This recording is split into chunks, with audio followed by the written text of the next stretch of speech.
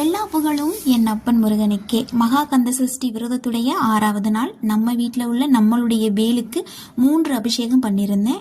பால், பன்னீர், விபூதி 3 அபிஷேகம் பண்ணியிருந்தேன். 2 வாழைப்பழம் வச்சு நெய்வேத்தியமும் பண்ணியாச்சு.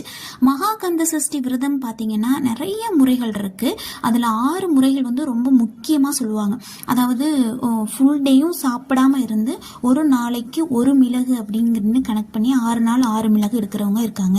அப்புறம் காலையில் மட்டும் உணவு எடுக்கிறவங்க இருக்காங்க, இரவு மட்டும் உணவு எடுக்கிறவங்க இருக்காங்க, இல்லை மதியம் மட்டும் சாப்பிட்டுட்டு 2 நேரமும் உணவு எடுக்காதவங்க இருக்காங்க, இல்லை ஃபுல் டேயும் பழம் சாப்பிட்றவங்க, இப்போ அடுத்து ஃபுல் டேயும் பால் மட்டும் குடிக்கிறவங்க, அப்புறம் ஒரு கைப்பிடி ஒரு நாளைக்கு ஒரு கைப்பிடி உணவு சாப்பிட்றவங்க அப்படின்னு பல முறைகள் இருக்கு.